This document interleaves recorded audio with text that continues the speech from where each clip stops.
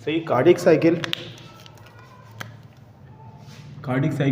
Is the contraction and relaxation of heart chambers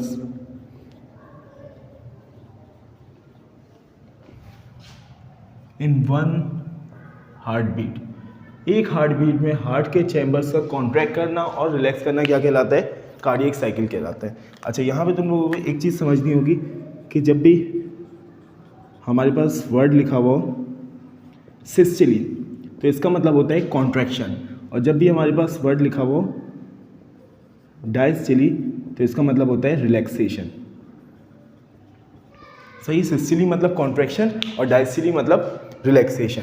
सही है। अच्छा, जब भी हार्ट सिस्टली करता है यानी कॉन्ट्रैक्शन करता है तो ब्लड की इजेक्शन करता है, यानी वो जब कॉन्ट्रैक्ट करेगा उसके अंदर से ब्लड इजेक्ट होगा। तो सिस्टली का मतलब कॉन्ट्रैक्शन भी होता है और इसके साथ इजेक्शन ऑफ ब्लड भी होता है। सही है। जबकि डायस्टली जब करेगा, जब हार्ट के चैम्बर्स रिलैक्स करेंगे तो उस वक्त हार्ट की क्या होगी? फिलिंग होगी, यानी हार्ट के चैम्बर्स में ब्लड फिल होगा। सही है। तो डायस्टली लिखा हो, रिलैक्सेशन लिखा हो या फिलिंग लिखा हो, बात एक ही है। कॉन्ट्रैक्शन लिखा हो, सिस्टली लिखा हो या इजेक्शन लिखी हुई हो, बात एक ही है। सही है। इसके अलावा एक हार्ट बीट के अंदर कॉन्ट्रैक्शन और रिलैक्सेशन ऑफ हार्ट को हम कहते हैं कार्डियक साइकिल। 1 मिनट में, 1 मिनट में 72 अप्रॉक्सीमेटली 72 कार्डियक साइकिल परफॉर्म होती है। सही है। 1 मिनट में 72 कार्डियक साइकिल परफॉर्म होती है। अगर हम इसको डिवाइड करें तो हमें पता चलेगा कि जो एक हार्ट बीट है, या फिर हम कह सकते हैं एक हार्ट बीट या फिर एक कार्डियक साइकिल जो है, एक कार्डियक साइकिल हमारे पास होती है अप्रॉक्सीमेटली 0.8 सेकेंड्स में। सही है। ऑब्वियसली ये 72 जो है हमारे पास ये आइडियल वैल्यू है। सही है। हमें जो रेंज मिलती है कार्डियक साइकिल की वो 60 to 100 बीट्स पर मिनट से मिलती है। सही। अगर 60 to 100 बीट्स हमें मिल रही है 1 मिनट में, या 60 to 100 कार्डियक साइकिल मिल रही है हमें 1 मिनट में, तो ये एक नॉर्मल बात है। सही। अगर इससे 60 से कम हो जाए, अगर कार्डियक साइकिल 60 से कम हो जाए तो उसको हम कहेंगे ब्रैडी कार्डियो, और अगर 100 से बढ़ जाए तो उसको हम कहेंगे ट्रैकी कार्डियो। सही है। अच्छा, अब कार्डियक साइकिल को पढ़ लेते हैं कि कार्डियक साइकिल किस तरह परफॉर्म होती है। देखो, कार्डियक साइकिल को हम पढ़ेंगे 3 फेजेस के अंदर, या फिर इसको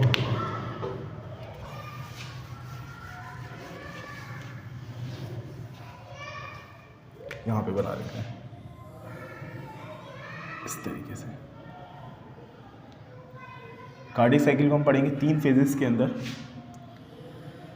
सही है। इस तरीके से ये जो फेज़ है, पहला फेज़ ये होगा 0.1 सेकेंड का, जो दूसरा फेज़ है वो होगा 0.3 सेकेंड का, और जो तीसरा फेज़ है वो होगा 0.4 सेकेंड का। तो 0.1, 0.3, 0.4 और 0.4, 0.4, 0.8 सेकेंड। तो हमारे पास ये कार्डियक साइकिल कंप्लीट हो जाएगा। इसको हम साइकिल कह रहे हैं, यानी ये फेज़ शिफ्ट हो जाएगा नेक्स्ट फेज़ में। सही है। फिर ये फेज़ शिफ्ट हो जाएगा नेक्स्ट फेज़ में, फिर ये फेज़ शिफ्ट हो जाएगा नेक्स्ट फेज़ में, और एक फेज़ दूसरे फेज़ में शिफ्ट हो जाएगा। सही है। तो हम स्टार्ट करते हैं यहाँ से, first phase of cardiac cycle. जो पहला फेज़ है कार्डियक साइकिल का, इसको हम कहते हैं एट्रियल सिस्टली। सही है। पहला फेज़ कार्डियक साइकिल का है एट्रियल सिस्टली। अच्छा, ये लेफ्ट में भी वैसे ही होगा, राइट में भी वैसे ही होगा, सेम। अगर मैं एट्रियल सिस्टली कह रहा हूँ तो लेफ्ट एट्रिया भी सिस्टली परफॉर्म करेगा, यानी कॉन्ट्रैक्शन परफॉर्म करेगा, और राइट एट्रिया भी सिस्टली परफॉर्म करेगा, कॉन्ट्रैक्शन परफॉर्म करेगा। तो इसलिए एक को देख लेते हैं, सिर्फ लेफ्ट को देख लेते हैं। सही है। ये लेफ्ट एट्रियल सिस्टली में क्या होगा? लेफ्ट एट्रिया कॉन्ट्रैक्ट करेगा। सही है। या दोनों एट्रिया कॉन्ट्रैक्ट करेगा। तो एट्रियल सिस्टली में क्या होगा? Atria contracts. एट्रिया क्या करेंगे? कॉन्ट्रैक्ट करेंगे। सही। जब एट्रिया कॉन्ट्रैक्ट करेगा तो लाजमी सी बात है वेंट्रिकल्स में ब्लड आ रहा होगा, तो वेंट्रिकल्स क्या कर रहे होंगे? वेंट्रिकल्स की फिलिंग चल रही होगी, वेंट्रिकल्स क्या कर रहे होंगे? रिलैक्स यानी डायस्टली। तो एट्रियल सिस्टली के दौरान वेंट्रिकल्स क्या कर रहे होंगे? वेंट्रिकल्स रिलैक्स, या फिर हम कह सकते हैं वेंट्रिकल्स परफॉर्म डायस्टली। सही है। वेंट्रिकल्स की फिलिंग चल रही होगी, वेंट्रिकल्स फिल हो रहे होंगे, एट्रिया से ब्लड आ रहा होगा, वेंट्रिकल्स फिल हो रहे होंगे। सही है। अच्छा, इसके अलावा एट्रियल सिस्टली में क्या होगा? ये जो एवी वेल्व है, यहाँ पे एक वेल्व होता है एट्रियो वेंट्रिकुलर वेल्व। ये एवी वेल्व राइट में भी होगा, लेफ्ट में भी होगा। ये एवी वेल्व क्या होंगे? ओपन होंगे या क्लोज होंगे? जाहिर सी बात है ओपन होंगे, जब तो ब्लड एट्रिया से वेंट्रिकल तक आएंगे। तो एवी वेल्व ओपन्स। AV वेल्व क्या होंगे? ओपन होंगे, सही है। और अगर बात करें इस वेल्व की, यहाँ पे वेल्व होते हैं जिसको हम कहते हैं semi lunar valve between aorta and ventricles. Ventricles और एओर्टा के दरमियान होता है सेमी ल्यूनर वेल्व। ये सेमी ल्यूनर वेल्व ओपन होगा या क्लोज होगा? ऑब्वियसली क्लोज होगा क्योंकि ये वेंट्रिकल की फिलिंग चल रही है। तो अगर ये सेमी ल्यूनर वेल्व ओपन होगा तो ये एओर्टा से भी ब्लड आ जाएगा वेंट्रिकल्स में, जो कि हम नहीं चाहते। तो इसलिए सेमी ल्यूनर वेल्व क्या होगा? क्लोज होगा। Semi lunar valve closed, semi lunar valve होगा क्लोज हमारे पास, सही है। ये जो 4 लाइन लिखी हुई है 4 MCQ थे एक तरह से, सही है। अच्छा, इसके बाद जो सेकंड फेज है हमारे पास, अच्छा ये एट्रियल सिस्टोली कितने देर एक्सटेंड करेगा? 0.1 सेकंड, सही है। उसके सेकंड फेज है हमारे पास जो कि 0.3 सेकंड तक एक्सटेंड करेगा। इस फेज को हम कहते हैं वेंटिकुलर सिस्टोली, वेंटिकुलर सिस्टोली। यानी इसमें चारों चैम्बर्स क्या करेंगे, सॉरी इसमें वेंट्रिकल्स क्या करेंगे, ये जो दोनों वेंट्रिकल्स हैं, लेफ्ट राइट वेंट्रिकल भी और लेफ्ट वेंट्रिकल भी, ये क्या करेंगे? कॉन्ट्रैक्शन करेंगे। तो इसमें वेंट्रिकल्स क्या करेंगे? वेंट्रिकल्स कॉन्ट्रैक्ट करेंगे, वेंट्रिकल्स कॉन्ट्रैक्ट करेंगे, यानी वेंट्रिकल से ब्लड इजेक्ट होगा। वेंट्रिकल से ब्लड इजेक्ट होकर कहाँ जाएगा? इस एओर्टा में जाएगा, सही। वेंट्रिकल से ब्लड इजेक्ट होकर कहाँ जाएगा? इस एओर्टा में जाएगा। तो इसलिए जब वेंट्रिकल्स कॉन्ट्रैक्ट करेंगे तो ब्लड क्योंकि एओर्टा में जाना है, तो यहाँ पे सेमी ल्यूनर वेल्व क्या होंगे? ओपन हो जाएंगे ताकि ब्लड एओर्टा में जा सके। तो सेमी ल्यूनर वेल्व्स ओपन, सही, सेमी ल्यूनर वेल्व ओपन हो जाएंगे। अच्छा, इस वेल्व का क्या होगा? AV वेल्व का। देखो जब यहाँ पे वेंट्रिकल कॉन्ट्रैक्ट करेगा तो हमें ब्लड को भेजना है इस एओर्टा के अंदर, मगर ब्लड वापस से इस एट्रिया में भी जा सकता है। अगर ये वेल्व AV वेल्व खुला हुआ तो हमें क्या करना है? इस AV वेल्व को बंद करना है। तो AV वेल्व क्या हो जाएंगे? क्लोज हो जाएंगे, AV वेल्व क्लोज। अच्छा, ये बात याद रखना कि यहाँ पे AV वेल्व की जगह मिट्रल वेल्व भी लिखा हो सकता है, बाइकस्पिड वेल्व भी लिखा हो सकता है, ट्राइकस्पिड वेल्व भी लिखा हो सकता है। तो इस बात को ध्यान में रख के MCQ सॉल्व करना, सही। अच्छा, जब AV वेल्व क्लोज होंगे तो जब वेंट्रिकल कॉन्ट्रैक्ट करेगा तो AV वेल्व क्लोज हो जाएगा। AV वेल्व क्लोज हो जाएगा तो ये सारा ब्लड जाके यहाँ पे फोर्स लगाएगा, जिसकी वजह से हमारे पास फर्स्ट हार्ट साउंड आएगा। क्या आएगा? First heart sound. और फर्स्ट हार्ट साउंड को हम क्या कहते हैं? S1 भी कहते हैं और लब भी कहते हैं। यानी हमें क्या सुनाई देगी? लब की आवाज़ सुनाई देगी, फर्स्ट हार्ट साउंड। और याद रखना, इस पे बहुत इंपॉर्टेंट MCQs पूछा जाता है, फर्स्ट हार्ट साउंड कब आएगा हमें? जब AV वेल्व क्लोज होंगे, या फिर कह सकते हैं हम बाइकस्पिड वेल्व क्लोज होंगे, या फिर ट्राइकस्पिड वेल्व क्लोज होंगे, या फिर मिट्रल वेल्व क्लोज होंगे। कुछ भी लिखा हो, आंसर सेम होगा, फर्स्ट हार्ट साउंड आएगा हमें जब AV वेल्व क्लोज होंगे, सही। अच्छा, इस दौरान एट्रिया क्या कर रहा होगा? एट्रिया जाहिर सी बात है रिलैक्स कर रहा होगा। जब वेंट्रिकल्स कॉन्ट्रैक्ट कर रहे हैं तो एट्रिया तो कॉन्ट्रैक्ट नहीं कर सकते साइमल्टेनियसली, तो एट्रिया क्या कर रहे होंगे? रिलैक्स, सही है। बोथ एट्रिया रिलैक्स, दोनों के दोनों एट्रिया क्या कर रहे होंगे? रिलैक्स कर रहे होंगे। और blood is ejecting in aorta, और ब्लड कहाँ इजेक्ट हो रहा होगा? एओर्टा में इजेक्ट हो रहा होगा, सही है। तो ये सेकेंड फेज भी हो गया हमारे पास, और ये थर्ड फेज है। थर्ड फेज क्या है? Third phase is ventricular diastole. अच्छा, इसमें हमने लिख तो दिया वेंटिकुलर डायस्टोली, मगर ये याद रखना कि इसमें ऑल फोर चैम्बर्स रिलैक्स, पूरे के पूरे चारों चैम्बर्स रिलैक्स करेंगे। 0.4 सेकेंड तक, जिसको हम कह रहे हैं वेंटिकुलर डायस्टोली, इसमें चारों चैम्बर्स रिलैक्स करेंगे, सही है। चारों चैम्बर्स, दोनों एट्रिया और दोनों वेंट्रिकल्स क्या करेंगे? रिलैक्स करेंगे। अच्छा, अब देख लेते हैं इसको केस में क्या होगा। देखो, जब वेंट्रिकल्स कॉन्ट्रैक्ट किया, देखो इससे पहले वाले फेज में क्या हुआ? ये फेज शिफ्ट हो गया इस फेज में। इस फेज में 0.3 सेकंड तक क्या हुआ? वेंट्रिकुलर सिस्टोली हुई, और वेंट्रिकुलर सिस्टोली में वेंट्रिकल्स कॉन्ट्रैक्ट किया और ब्लड कहाँ इजेक्ट हो गया? एओर्टा के अंदर इजेक्ट हो गया ब्लड, सही है। अब पूरी तरीके से वेंट्रिकल्स इस फेज में कॉन्ट्रैक्ट कर गया, वेंट्रिकुलर सिस्टोली में सारा ब्लड कहाँ चला गया? एओर्टा में चला गया। अब क्या होगा? अब वेंट्रिकल्स के अंदर ब्लड खत्म हो जाएगा, ब्लड वेंट्रिकल्स एम्प्टी हो जाएंगे और ये फेज शिफ्ट हो जाएगा नेक्स्ट फेज में, और ये वेंट्रिकल्स अब क्या करना शुरू कर देंगे? रिलैक्स करना शुरू कर देंगे। जब ये वेंट्रिकल्स रिलैक्स करना शुरू करेंगे तो अब खतरा क्या है? अब खतरा ये है कि ये एओर्टा से ब्लड वापस कहाँ आ जाएगा? वेंट्रिकल्स में आ जाएगा, सही। तो इसको प्रिवेंट करने के लिए हमारे पास फौरन क्या हो जाता है? Semi lunar valves closed. इस फेज के बिल्कुल स्टार्ट में क्या होता है? सेमी ल्यूनर वेल्व क्लोज हो जाते हैं, और जैसे ही सेमी ल्यूनर वेल्व क्लोज होते हैं तो क्या होता है, ब्लड जो ऊपर से आ रहा था वो यहाँ पे सेमिलिनर वेल्व क्लोज हो जाते हैं, ब्लड आगे इससे टकराता है और हमें सेकेंड हार्ट साउंड सुनाई देती है। तो हमें यहाँ से क्या आती है, सेमिलिनर वेल्व की क्लोजर से सेकेंड हार्ट साउंड, जिसको हम S2 भी कह सकते हैं, और ये क्या होता है, डब। सही।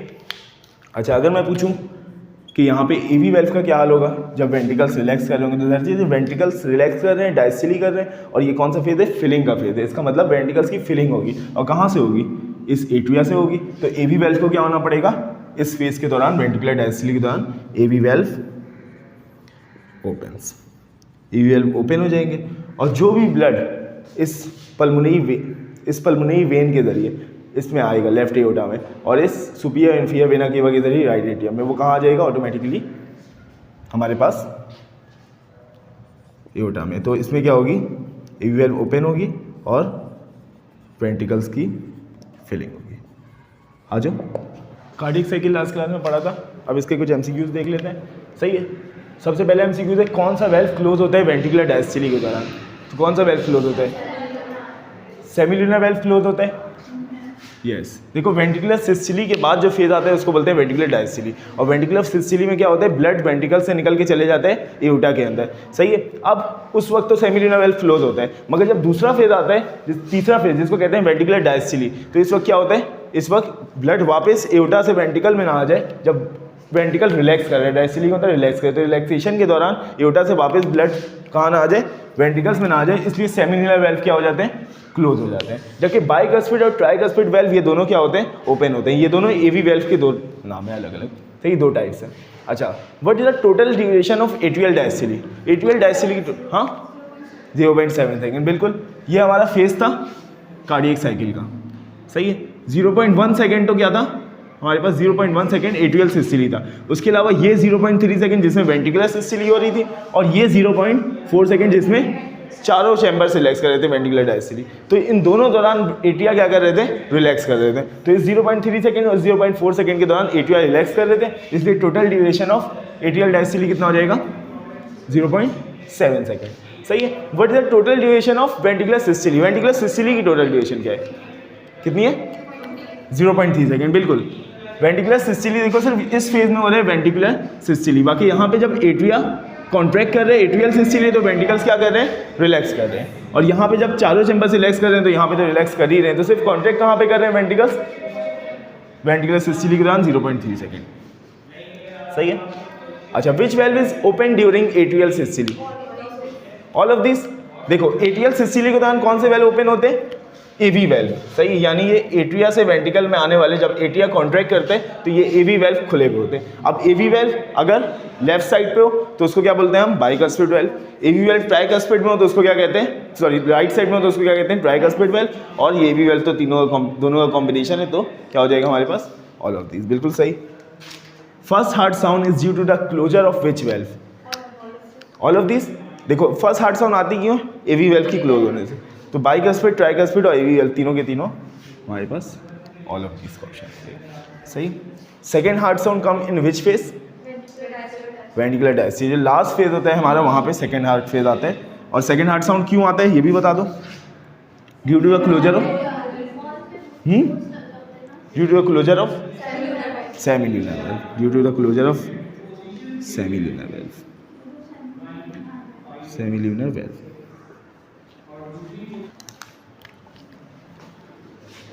अब देखते हैं हम कॉन्ट्रैक्टिलिटी ऑफ हार्ट। हार्ट कैसे कॉन्ट्रैक्ट करता है।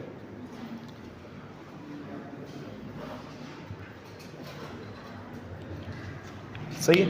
हार्ट हम कहते हैं heart is myogenic. Human heart is myogenic. Myogenic होने का क्या मतलब है, मायोजेनिक होने का मतलब है कि इट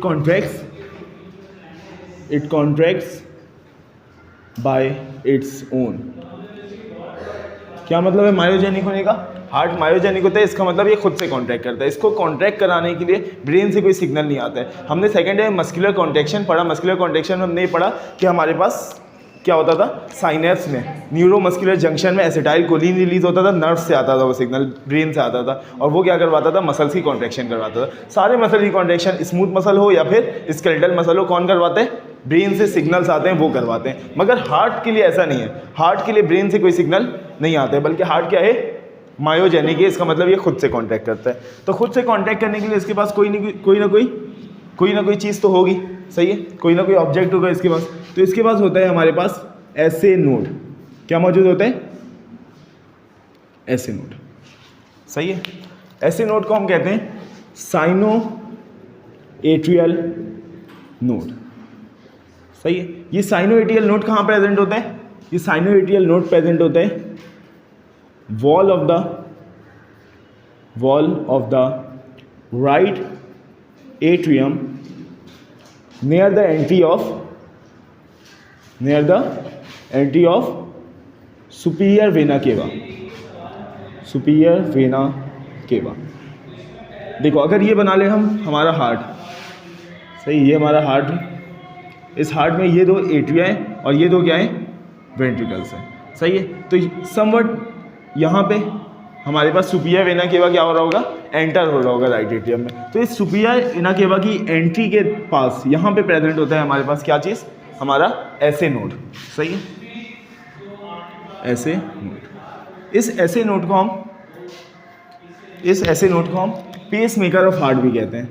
क्या कहते हैं, या फिर natural pacemaker of heart, natural pacemaker of heart, सही। Natural pacemaker of heart इसलिए कहते हैं इसको क्योंकि नेचुरली हमारे हार्ट में प्रेजेंट होते हैं और ये हमारे हार्ट को क्या करवा रहे होते हैं, कॉन्ट्रैक्ट करवा रहे होते हैं। अगर ये हमारे पास ख़राब हो जाए या किसी भी तरीके से डैमेज हो जाए तो हम इसकी जगह आर्टिफिशियल पेस मेकर भी लगा सकते हैं, सही। इसका काम क्या होता है, इसका काम होता है रिलीज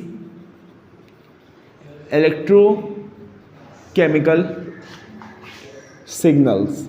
ये ऐसे नोड क्या करता है, इलेक्ट्रोकेमिकल सिग्नल्स रिलीज करता है टू कॉन्ट्रैक्ट हार्ट को कॉन्ट्रैक्ट कराने के लिए, सही। इलेक्ट्रोकेमिकल सिग्नल रिलीज करते हैं और ये इलेक्ट्रोकेमिकल सिग्नल याद रखना, दीज इलेक्ट्रोकेमिकल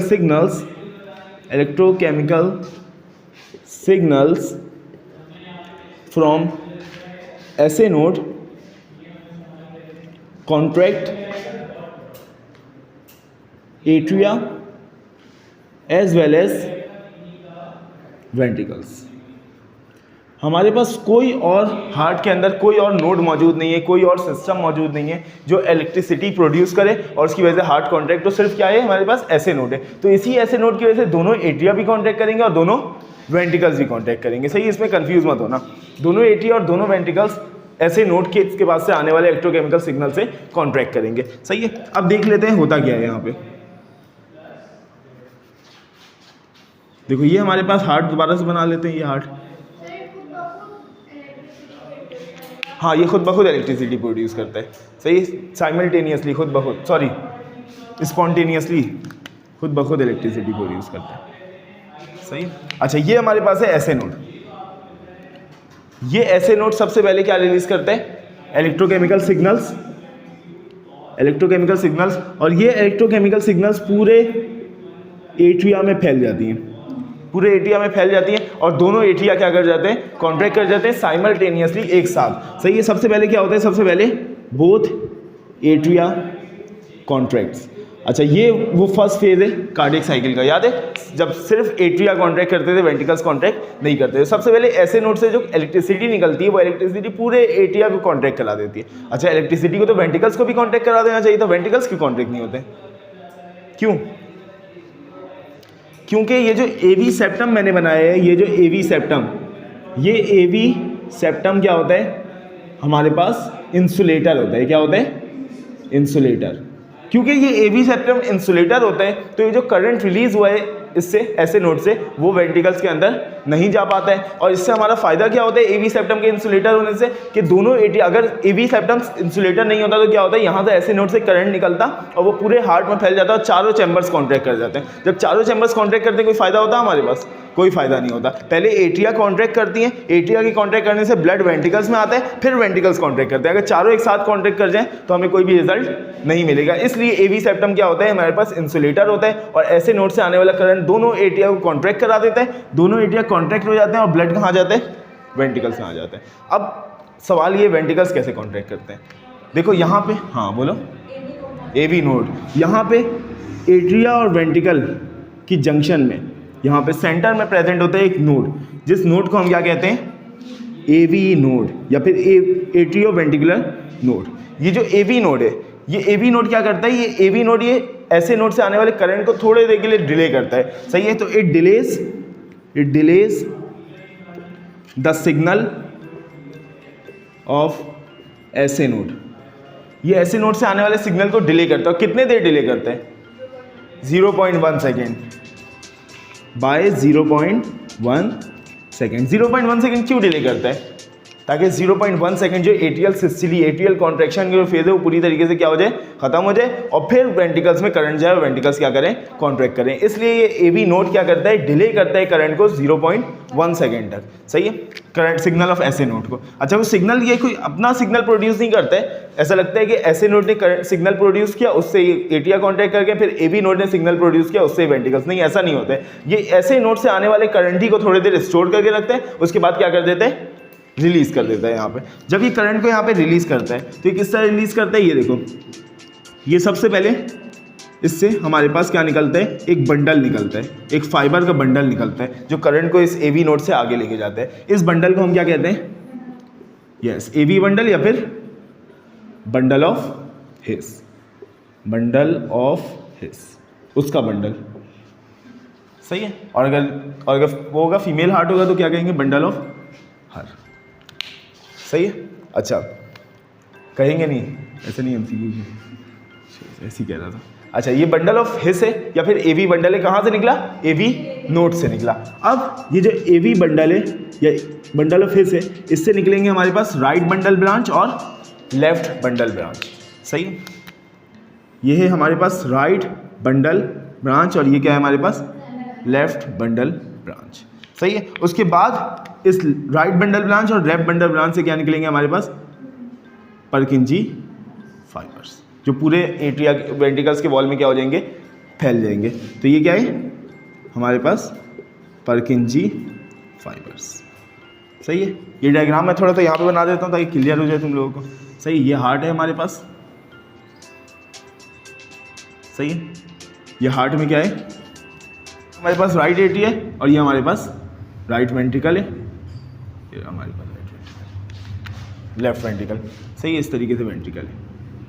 अब देखो यहाँ पे है ऐसे नोड, ऐसे नोड ने करंट रिलीज किया, सही है। करंट दोनों एट्रिया में फैल गया, दोनों एट्रिया में फैल गया और दोनों एट्रिया कॉन्ट्रैक्ट कर गए। बीच में इंसुलेटर है इसलिए वेंट्रिकल से करंट नहीं पहुंच सका।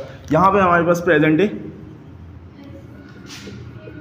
एवी नोड, सही है, एवी नोड। अब ये एवी नोड करंट को स्टोर करेगा और स्टोर करने के बाद रिलीज नहीं कर सकता, क्यों, क्योंकि ये इंसुलेटर है, ये पूरा क्या है, इंसुलेटर है। तो ये क्या करेगा, ये एक बंडल रिलीज करेगा अपना। अच्छा, ऐसे नोड ने बंडल रिलीज नहीं किया क्योंकि ये पूरा कंडक्टर है, ये पूरा एट्रिया क्या है, कंडक्टर है, तो इसलिए उसको बंडल रिलीज करने की जरूरत नहीं पड़ी, ये बस करंट रिलीज कर दिया और करंट पूरा फैल गया। मगर एवी नोड को बंडल बनाने की जरूरत पड़ेगी क्योंकि ये सब इंसुलेटर है, सही है।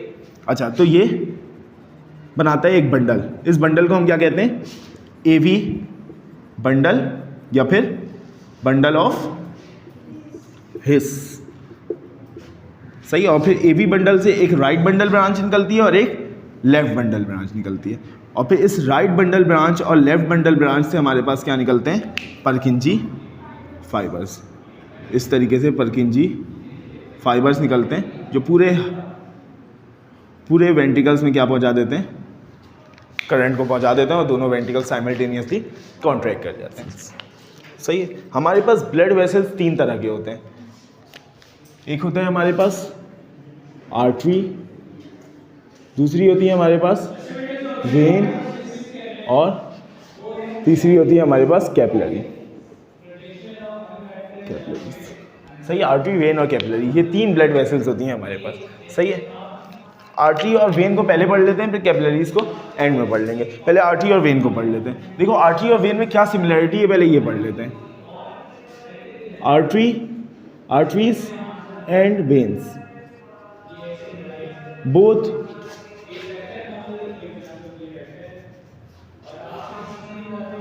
Contain 3 layered wall.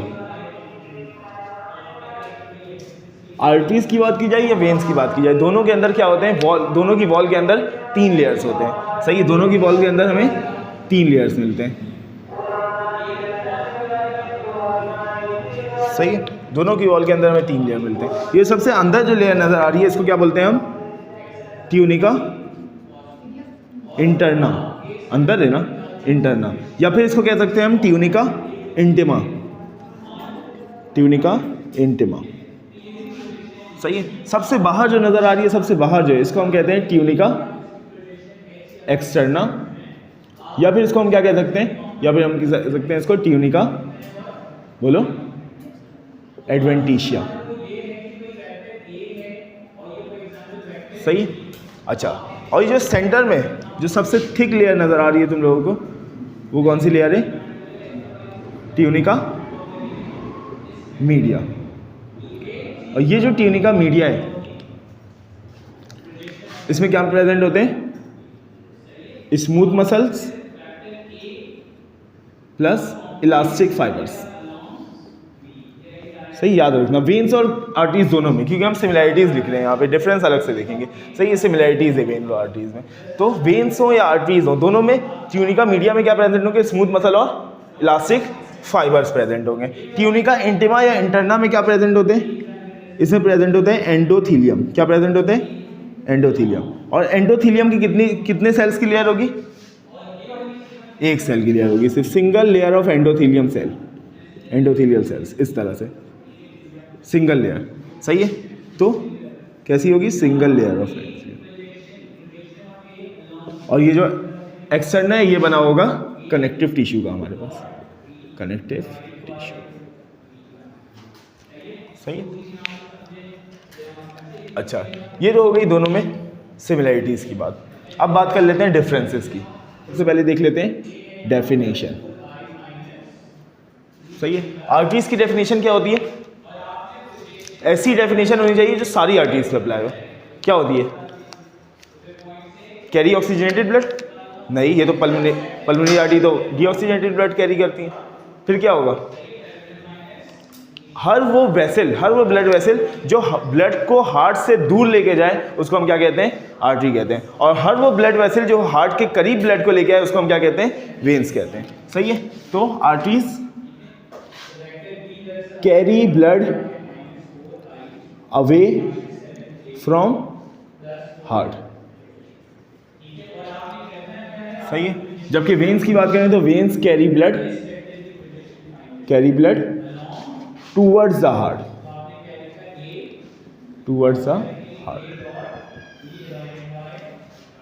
सही, ये हो गई पहली डिफरेंस हमारे पास। दूसरे डिफरेंस की बात कर लेते हैं, वॉल की। वॉल तो हमने देखा कि वॉल तो एक जैसी होती है, देखा हमने एक जैसी होती है वॉल वेन्स में, आर्टरीज में। एक डिफरेंस होता है कि आर्टरीज की जो वॉल है वो बहुत थिक होती हैं, जबकि वेन्स की वॉल क्या होती हैं, थिक होती हैं। सही है, आर्टरीज या फिर आर्टरीज की बात कर रहे हैं, वॉल्स आर थिक। आर्टरीज में वॉल कैसी होती है, थिक होती हैं, और वेन्स में वॉल कैसी होती है, वॉल्स आर थिन। अच्छा, इसका मतलब ये नहीं है कि कोई लेयर एब्सेंट होगी, आर्टरीज की वॉल में भी 2 लेयर्स होंगी और वेन्स की वॉल में भी 2 लेयर्स होंगी। या आर्टरीज की वॉल है, सॉरी 3 लेयर होंगी, 2 बोल रहा हूँ मैं। सबसे अंदर ट्यूनिका इंटिमा, बाहर ट्यूनिका एडवेंटिशिया और बीच में ट्यूनिका मीडिया। इस तरह आर्टरीज की जो वॉल होंगी उसमें भी कितनी लेयर होगी, 3 लेयर होगी, ट्यूनिका इंटिमा, ट्यूनिका एक्सटर्ना और बीच में ट्यूनिका मीडिया। बस आर्टरीज की जो वॉल है वो बहुत ज़्यादा थिक होंगी और वेन्स की जो वॉल है वो क्या होंगी, थिन होंगी। सही है, अच्छा, ये हो गई बात वॉल्स की। अच्छा, अगर वॉल इनकी थिन है अगर इनकी वॉल थिन है तो इनका ल्यूमेन क्या होगा? ल्यूमेन वो पार्ट ऑफ आर्टरी या वेन होता है, वो पार्ट ऑफ वेसल होता है जिसमें ब्लड फ्लो करता है, तो इनका ल्यूमेन कैसा होगा? बड़ा होगा। और इनका ल्यूमेन कैसा होगा? आर्टरीज का छोटा होगा, क्योंकि आर्टरीज की वॉल थिक है तो इनका ल्यूमेन कैसा होगा? अच्छा, ल्यूमेन को कभी कभी बोर भी कहते हैं, बोर, सही। इनका बोर या ल्यूमेन कैसा होगा? थिन। कैसा होगा? सॉरी, थिन नहीं, स्मॉल। कैसा होगा? स्मॉल, क्योंकि इनकी वॉल्स थिक है तो वॉल्स के थिक होने से इनका बोर या ल्यूमेन क्या होगा? स्मॉल होगा। और वेन्स का क्या होगा? लार्ज होगा, क्योंकि वॉल्स इनकी थिन है, सही। अच्छा, इसके अलावा इनकी वॉल क्यों थिन होती है? क्योंकि अच्छा, इनकी वॉल क्यों थिन होती है? अगर मैं पूछूं तुम लोगों से कि इनकी वॉल ट्यूनिका एक्सटर्ना की थिन होने की वजह से थिन होती है, ट्यूनिका इंटिमा की थिन होने की वजह से थिन होती है, या फिर ट्यूनिका मीडिया के थिन होने की वजह से थिन होती है? मीडिया, यानी इनमें क्या होता है? वेन्स में स्मूथ मसल और इलास्टिक फाइबर्स क्या होते हैं? कम होते हैं, और इनमें स्मूथ मसल और इलास्टिक फाइबर्स क्या होते हैं? आर्टरीज में ज़्यादा होते हैं। ये वेन्स है हमारे पास और ये आर्टरीज, सही है। तो smooth muscle content, smooth muscle plus elastic muscle content, elastic muscle content की अगर बात करें तो स्मूथ मसल और इलास्टिक फाइबर्स, स्मूथ मसल और इलास्टिक फाइबर्स दोनों के दोनों आर्टरीज में क्या होंगे? ज़्यादा होंगे। आर्टरीज में क्या होंगे? ज़्यादा, मोर होंगे, ज़्यादा होंगे, सही है। ज़्यादा होने की वजह से इनका वॉल क्या होगा? थिक होगा। ट्यूनिका मीडिया थिक होगा। ट्यूनिका मीडिया कैसा होगा? थिक। और ट्यूनिका मीडिया के थिक होने की वजह से क्या होगा? पूरी की पूरी आर्टरी की वॉल क्या होगी? थिक होगी। और वेन्स में क्या होंगे? स्मूथ मसल और इलास्टिक फाइबर्स कम होंगे। जब स्मूथ मसल और इलास्टिक फाइबर्स कम होंगे तो इनकी ट्यूनिका मीडिया क्या हो जाएगी? थिन हो जाएगी। तो tunica media thin, tunica media thin हो जाएगी, सही है। इसके बाद बात कर लेते हैं ऑक्सीजन कंटेंट की। Oxygen content in arteries and veins, arteries और वेन में ऑक्सीजन कंटेंट की। तो हमें पता है कि all arteries carry oxygenated blood accept pulmonary artery. जो पल्मोनरी आर्टरी है वो क्या कैरी करती है? Deoxygenated blood. तो ये बहुत इंपॉर्टेंट एमसीक्यूज भी है, पल्मोनरी आर्टरी, सही है। तो सारी आर्टरीज ऑक्सीजनेटेड ब्लड कैरी करती हैं एक्सेप्ट पल्मोनरी आर्टरीज, सही है। इसके अलावा अगर ऑक्सीजन कंटेंट वेन्स की बात करें तो all veins carry deoxygenated blood accept pulmonary vein.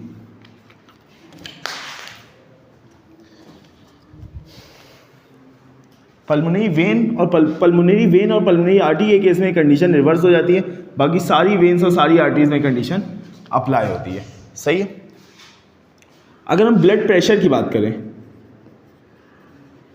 तो ब्लड प्रेशर ज़्यादा किस में होगा? आर्टरीज में या वेन्स में? आर्टरीज में, बिल्कुल, क्योंकि आर्टरीज से ब्लड निकल रहे हैं तो आर्टरीज में ब्लड प्रेशर ज़्यादा होगा। फिर वो आर्टरीज से ब्लड कहाँ चले जाएगा? कैपिलरीज में चले जाएगा, वहाँ जाके उनका प्रेशर कम हो जाएगा, उसके बाद वो वेन्स में जाएगा। इसलिए वेन में जाने का उसका प्रेशर क्या होगा? बहुत कम होगा। तो ब्लड प्रेशर की अगर बात करें तो ब्लड प्रेशर आर्टरीज में क्या होगा? हाई होगा, जबकि वेन में क्या होगा? लो होगा, सही है। अगर ब्लड प्रेशर हाई है, आर्टरीज में ब्लड प्रेशर हाई है, तो क्या आर्टरीज को कोई वेल्व की ज़रूरत है? देखो, वेल्व का काम क्या होता है? वेल्व का याद रखना, valve prevent backward flow of blood, पीछे की तरफ ब्लड को फ्लो होने से रोकते हैं वेल्व्स, सही है। तो अगर वेल्व्स की बात करें यहाँ पे वेल्व्स, तो क्या आर्टरीज में वेल्व्स होंगी? आर्टरीज में वेल्व्स होंगी? हाँ, उनमें ब्लड प्रेशर ज़्यादा है। देखो, आर्टरीज में वेल्व्स नहीं होती हैं क्योंकि उसमें ब्लड प्रेशर बहुत हाई होता है, बहुत तेज़ी से ब्लड फ्लो कर रहे होते हैं, इसलिए कोई चांस नहीं होता है कि ब्लड वापस आए। मगर वेन्स में क्योंकि ब्लड बहुत आराम से लो प्रेशर के साथ फ्लो कर रहा होता है, तो चांसेस हैं कि वेन से ब्लड क्या हो जाए? उसका प्रेशर बिल्कुल ड्रॉप हो जाए, वेन से ब्लड बैकवर्ड फ्लो करना शुरू कर दे। तो इस बैकवर्ड फ्लो को प्रिवेंट करने के लिए हमारे पास क्या होनी चाहिए? वेल्व्स होनी चाहिए। तो आर्टरीज में वेल्व एब्सेंट होती हैं। क्या होती हैं? एब्सेंट। और वेन्स में वेल्व्स प्रेजेंट होती हैं।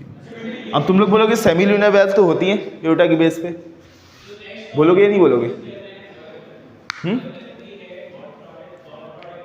जो सेमी ल्यूनर वेल्व होती हैं जो एओर्टा के बेस पे होती हैं वो हार्ट की वेल्व होती है, वो आर्टरी की वेल्व नहीं होती है।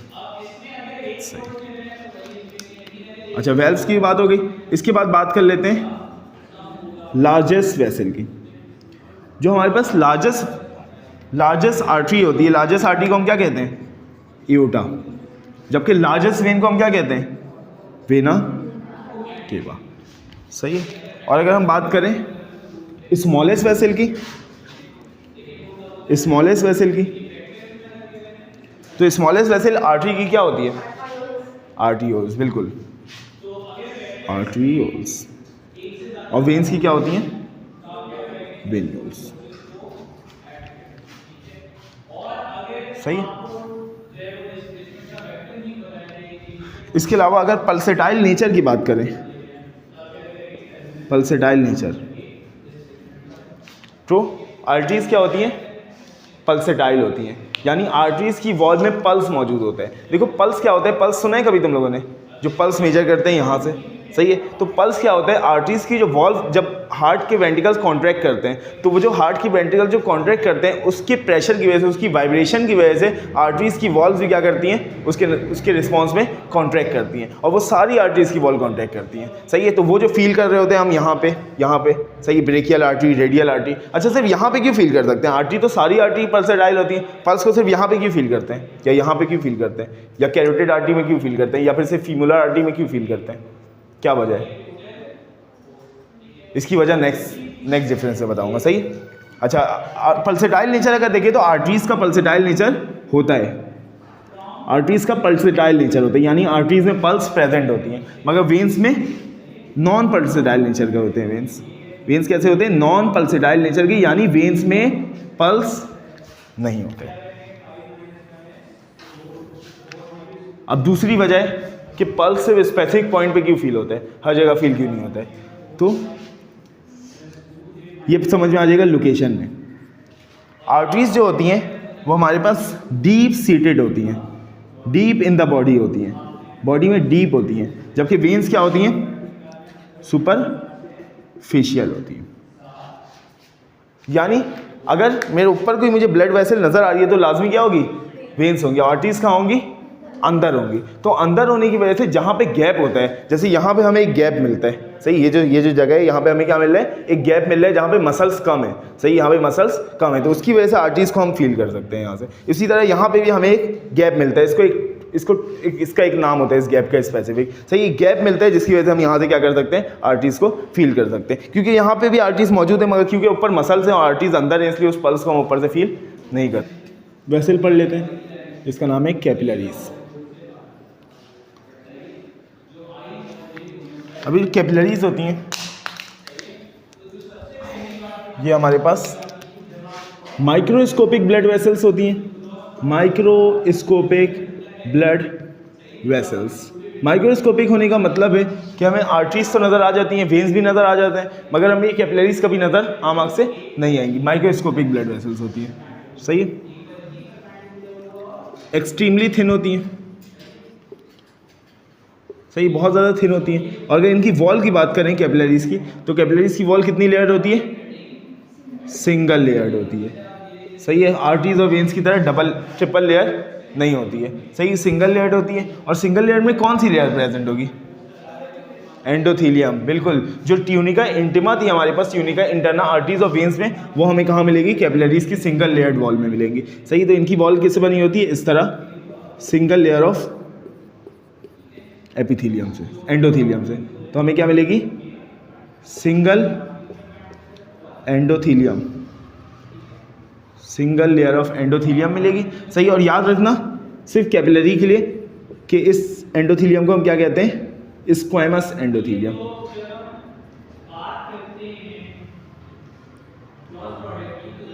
स्क्वैमस एपिथीलियम, सही। अच्छा, उसके अलावा इनमें हमें क्या मिलेंगे?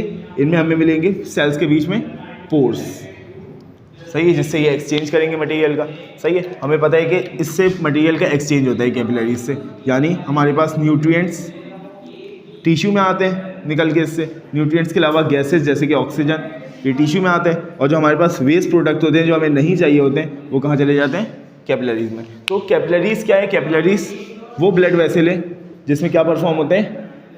एक्सचेंज परफॉर्म होता है। सही है। इसमें डीऑक्सीजनेटेड ब्लड होता है या ऑक्सीजनेटेड? कौन सा? इसमें मिक्स ब्लड होता है। इसमें कैसा ब्लड होता है? Mix blood. सही, मिक्स ब्लड होता है। सही है। अगर हम बात करें, ये आर्टरीज हैं, ये हमारे पास क्या है? आर्टरीज। और ये हमारे पास क्या है? वेन्स। और बीच में क्या मौजूद होंगी? कैपिलरीज मौजूद होंगी। सही। कैपिलरीज इस तरह से बनाता हूँ मगर ये इस तरह से होती नहीं है, ये पतली पतली बहुत थिन वेसल्स होती हैं। सही। मगर जाहिर सी बात है उनको बनाने में बहुत ज़्यादा टाइम लगेगा, इसलिए इसको इसी तरीके से बना देते हैं। सही। बहुत थिन वेसल्स होती हैं, ये कैपिलरीज होती हैं। सही है। अब यहाँ पे सेल्स मौजूद हैं हमारे पास, टिश्यू मौजूद है ये। सही है। इनको चाहिए ऑक्सीजन और न्यूट्रिएंट्स। अब कैपिलरीज के लेवल पे क्या होगा? क्या होगी? पापा हैं तुम्हारे? जाओ देख लो।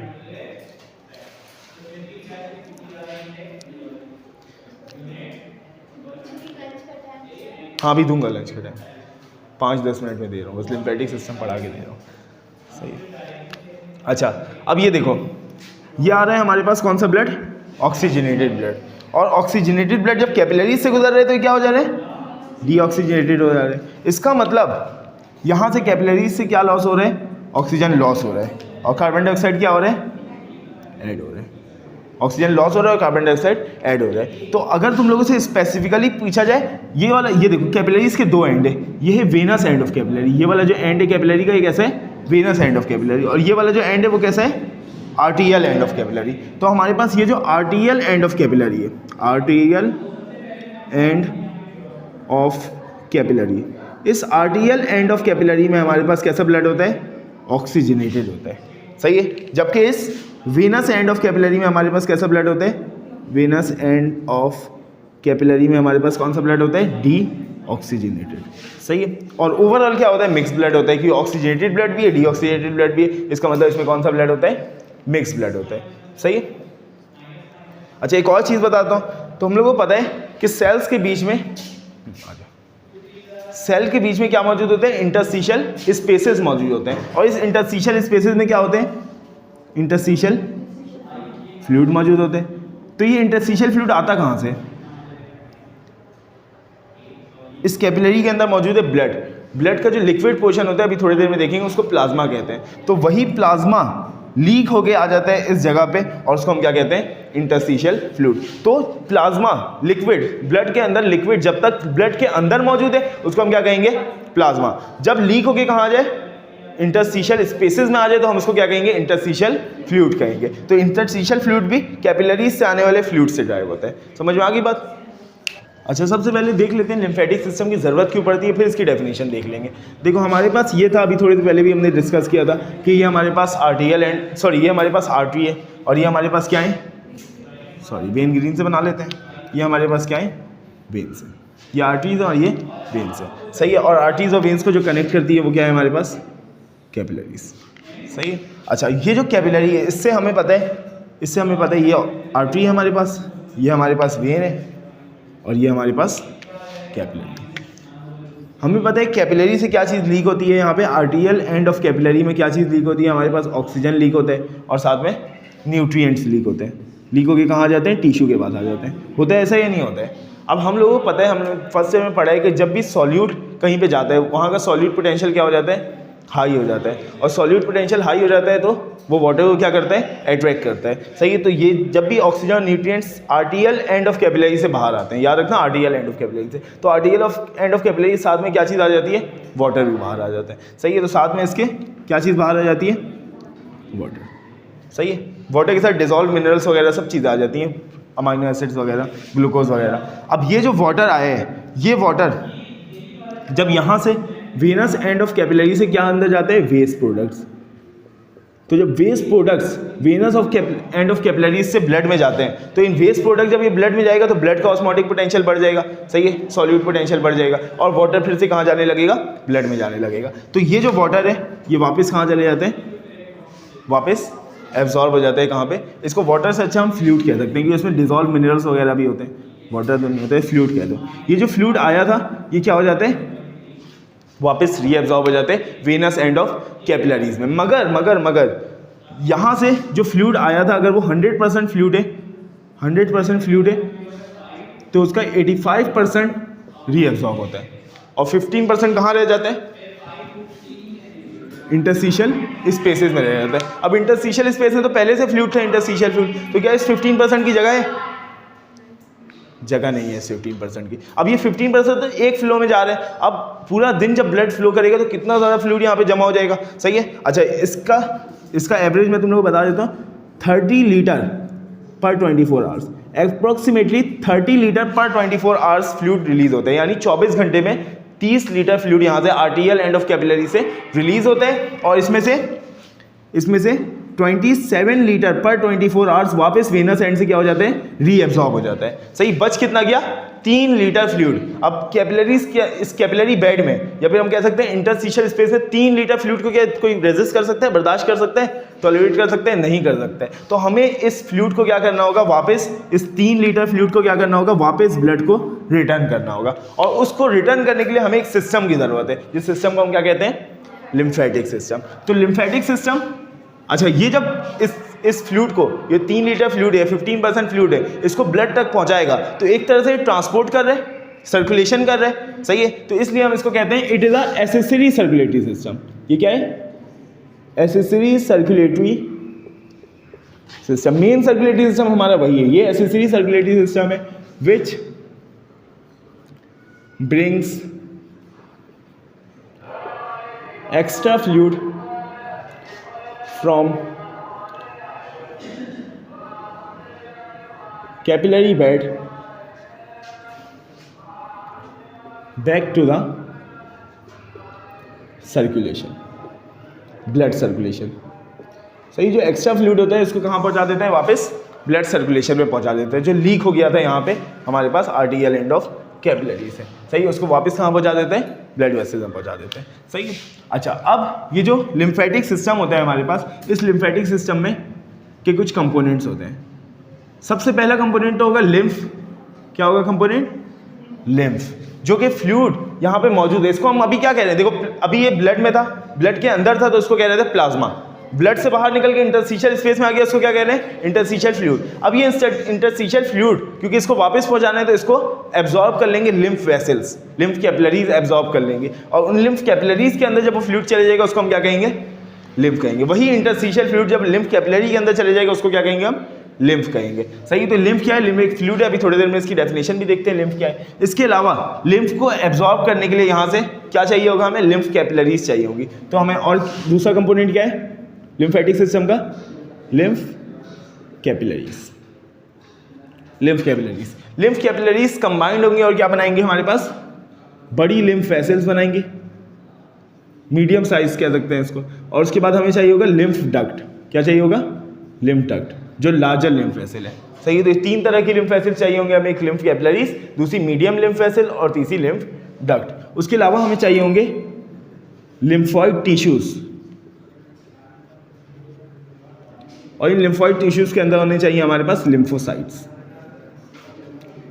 ये सारी चीजें हमें चाहिए। अच्छा, लिम्फोसाइट्स किसको बोलते हैं? याद है? टी लिम्फोसाइट्स, बी लिम्फोसाइट्स, डब्ल्यूबीसीज को नहीं कहते लिम्फोसाइट्स, डब्ल्यूबीसीज को कहते हैं। अब ये डब्ल्यूबीसीज क्यों चाहिए यहाँ पे लिम्फेटिक सिस्टम में हमें? हाँ, क्योंकि यहाँ से जब फ्लूइड को एब्जॉर्ब किया जाएगा तो हो सकता है इस टिश्यू में, इस सेल में कोई बैक्टीरिया अटैक किया हो, कोई इन्फ्लेमेशन हुई हो, तो इस टिश्यू से जब मिसाल के तौर पे यहाँ पे इन्फ्लेमेशन हो गई, यहाँ कोई वायरस अटैक कर लिया, अब यहाँ पे भी लिम्फेटिक सिस्टम होगा, लिम्फेटिक कैपिलरीज होंगी, वो लिम्फ को जब एब्जॉर्ब करेंगे साथ में बैक्टीरिया और वायरस को भी एब्जॉर्ब कर लेंगे और वो जब ब्लड सर्कुलेशन में वापस करेंगी तो बैक्टीरिया वायरस ब्लड के थ्रू पूरी बॉडी में ट्रांसफर हो जाएगा। इसलिए हमें बीच बीच में क्या चाहिए? लिम्फ वेसल्स के बीच में हमें क्या चाहिए? लिम्फॉइड टिश्यू चाहिए। लिम्फॉइड टिश्यू क्या करेंगे? लिम्फॉइड टिश्यू के अंदर होंगे लिम्फोसाइट्स और लिम्फोसाइट्स को इसीलिए इसीलिए हम लिम्फोसाइट्स कहते हैं। डब्ल्यूबीसीज को लिम्फोसाइट्स क्यों कहते हैं? क्योंकि लिम्फेटिक सिस्टम में बहुत इंपॉर्टेंट रोल प्ले करती है, सही, इसीलिए इनको हम लिम्फोसाइट्स कहते हैं। तो इन लिम्फॉइड टिश्यू के अंदर क्या मौजूद होंगे?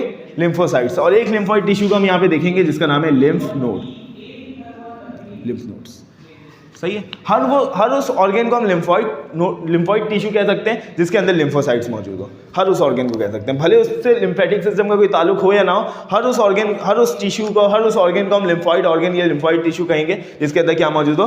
लिम्फोसाइट्स मौजूद हो, सही है। अच्छा, सबसे पहले तो यहाँ पे होंगी कुछ ब्लाइंड वेसल्स। क्या मौजूद होंगी? Blind vessels. इस तरीके से ब्लाइंड क्यों कह रहे हैं इनको?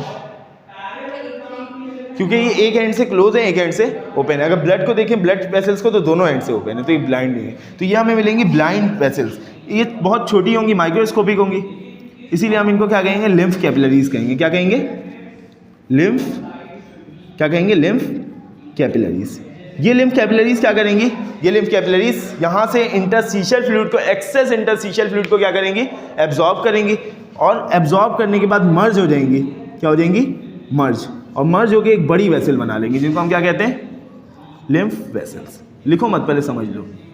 इनको हम कहते हैं लिम्फ वेसल्स। सही है। तो इस इंटरस्टिशियल फ्लूइड में, इंटरस्टिशियल स्पेस में जो एक्सेस इंटरस्टिशियल फ्लूइड था, उसको किसने एब्जॉर्ब कर लिया? लिम्फ कैपिलरीज में। फिर ये लिम्फ कैपिलरीज आपस में कंबाइंड होकर एक बड़ी वेसल बना ली, जिसका क्या नाम है? Lymph vessel. अब ये बहुत सारी लिम्फ वेसल अलग अलग ऑर्गन से आ रही होंगी, ऐसी ही है, अलग अलग ऑर्गन से आ रही होंगी।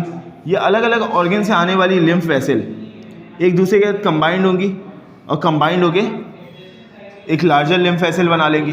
फिर ये लार्जर लिम्फ वेसल अलग अलग ऑर्गन से आएंगी, अलग अलग जगह से आएंगी, बॉडी के अलग अलग पार्ट से आएंगी, और ये कंबाइंड होके क्या बना लेंगी?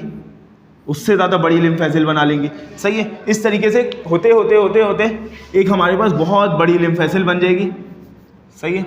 हर जगह से ब्लड, ये जो बड़ी लिम्फ वेसल है, बहुत बड़ी लिम्फ वेसल, इसको हम क्या कहते हैं? Lymph duct. ये लार्जर लिम्फ वेसल है, लिम्फ डक्ट। सही है। अच्छा, अब ये जो जहाँ पे ये सारी lymph capillaries lymph vessels combined हो रही हैं, इस जगह पे हमारे पास एक लिम्फॉइड टिश्यू होगा, जिसको हम कहते हैं लिम्फ नोड। क्या कहते हैं? Lymph node. तो यहाँ पे हमारे पास क्या होगा? Lymph node. यहाँ पे भी प्रेजेंट होगा हमारे पास लिम्फ नोड।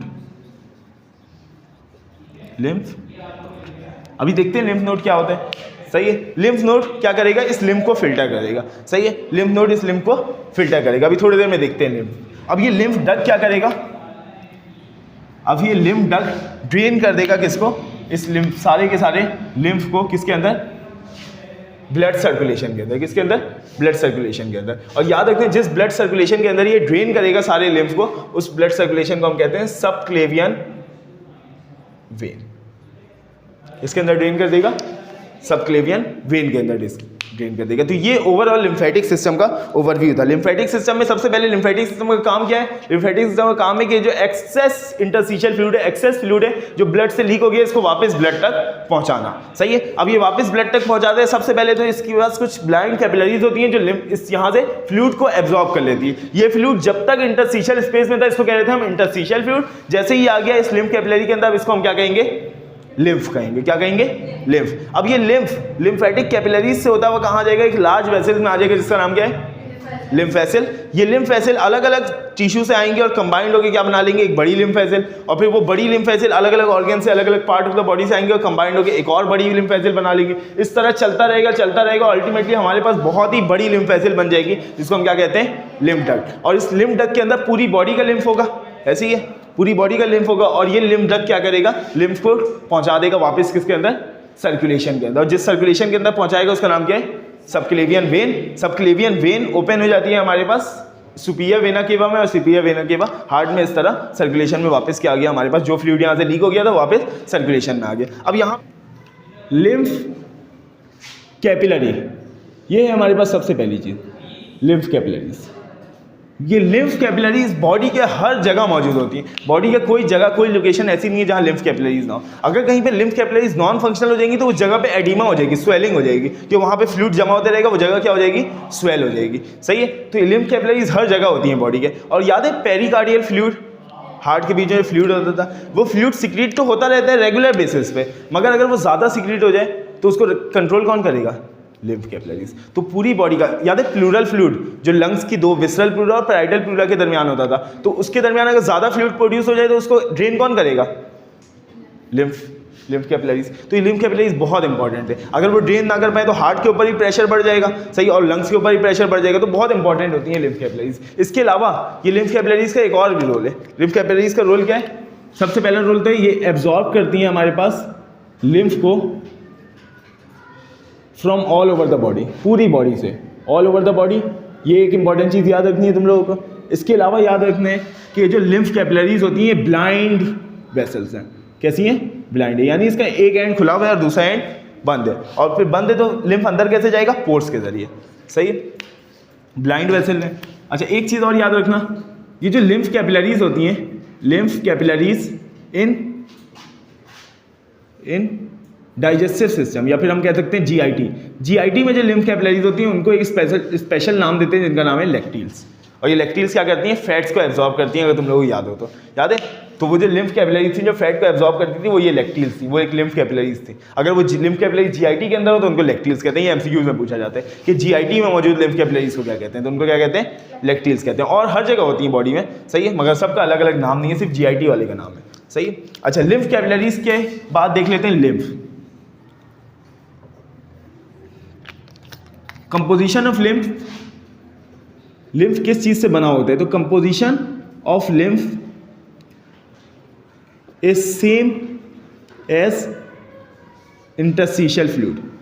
जो कंपोजिशन ऑफ लिम्फ है वो बिल्कुल इंटरस्टिशियल फ्लूइड की तरह होगी, जो जो चीज़ इंटरस्टिशियल फ्लूइड में होगा वही लिम्फ में होगा, क्योंकि इंटरस्टिशियल फ्लूइड जब एक्सेस हो जाता है उसी को तो लिम्फेटिक कैपिलरीज एब्जॉर्ब करती हैं, तो इसका मतलब इंटरस्टिशियल फ्लूइड की ऐसी कंपोजिशन होगी। क्या होगी कंपोजिशन, इसमें वाटर मौजूद होगा, ग्लूकोज मौजूद होगा, अमाइनो एसिड्स मौजूद होंगे, वेस्ट प्रोडक्ट मौजूद होगा, रिस्पायरेटरी गैसेस मौजूद होंगे, कार्बन डाइऑक्साइड, वाटर, और भी बहुत सारी डिजॉल्व मिनरल्स मौजूद होंगे, सब्सटेंसेस मौजूद होंगे, आइंस मौजूद होंगे, कैल्शियम मौजूद होगा, हार्मोन्स मौजूद होंगे, ये सारी चीज़ें मौजूद होंगी, सारी काम कीजिए जिसको उसको वापस किस तक पहुँचाना है, ब्लड तक पहुँचाना है। इसके अलावा बैक्टीरिया और वायरस भी हो सकते हैं इसमें, सही। इन बैक्टीरिया और वायरस से निपटने के लिए हमारे पास होते हैं, क्या होते हैं हमारे पास, लिम्फॉइड टिश्यूज़, या फिर हम कह सकते हैं लिम्फॉइड मासेस, लिम्फॉइड मासेस। अब ये लिम्फॉइड मासेस अलग अलग तरह के हो सकते हैं, हमें जिसको पढ़ना है उसका नाम क्या है, लिम्फ नोड। क्या नाम है, लिम्फ नोड।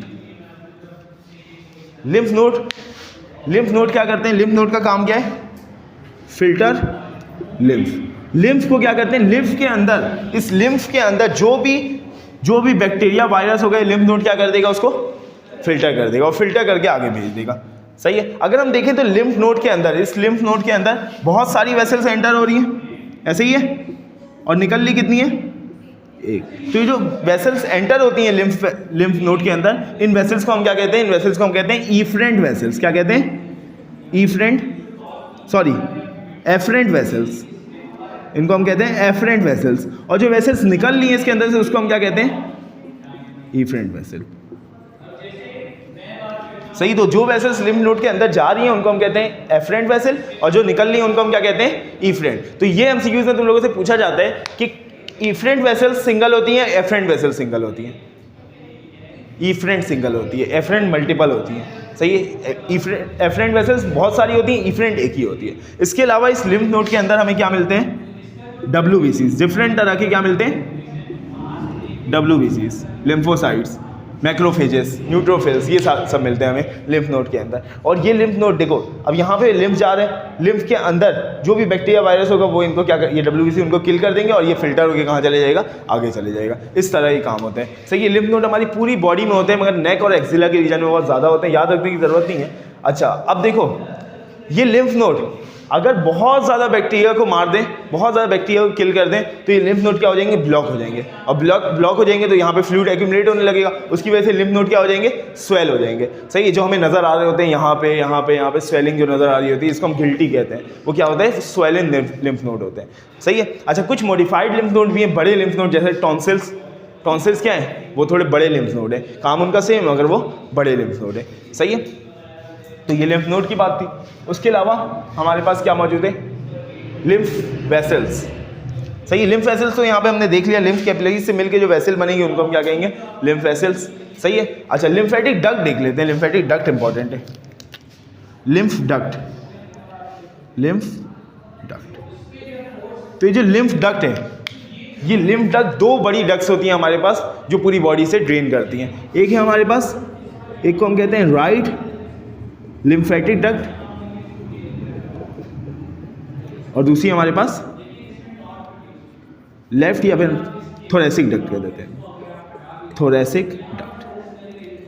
ये दो डक्ट हैं हमारे पास, ये दो सबसे बड़ी डक्ट हैं, इनको हम कहते हैं लिम्फ डक्ट। ये इतनी बड़ी होती हैं कि इनको डक्ट कहते हैं। सही है। एक है राइट लिम्फेटिक डक्ट जो कि ड्रेन करती है लिम्फ को, drain lymph from right side of the body, और एक है हमारे पास थोरेसिक डक्ट जो ड्रेन करती है लिम्फ को from left side of the body.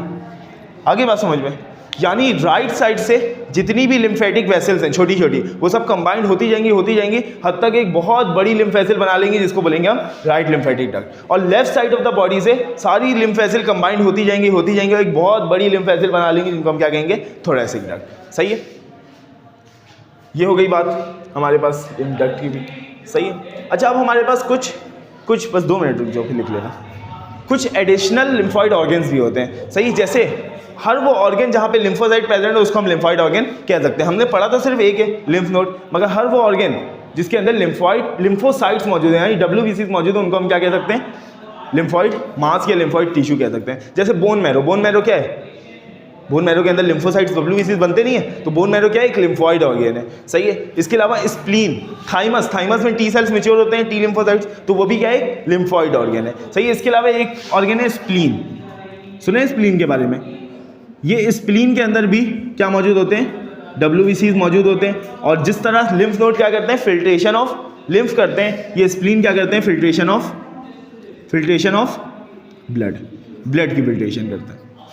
समझ में आ गई बात, फिल्ट्रेशन ऑफ ब्लड करते हैं। अच्छा, इनका लिम्फेटिक सिस्टम से कोई ताल्लुक नहीं है, मगर फिर भी ये लिम्फॉइड ऑर्गन है। क्यों? क्योंकि इनके अंदर WBCs मौजूद है। ये काम क्या करते हैं, फिल्ट्रेशन ऑफ ब्लड को फिल्टर करते हैं। सही, किडनी भी ब्लड को फिल्टर करते हैं, ये कहते हैं ब्लड को फिल्टर करते हैं। किडनी जो ब्लड को फिल्टर करता है वो वेस्ट निकालता है ब्लड के अंदर से, ये जो ब्लड को फिल्टर करता है ये बैक्टीरिया वायरस निकालते हैं, बैक्टीरिया उसके अंदर से ब्लड के अंदर। समझ में आ गई बात। तो दोनों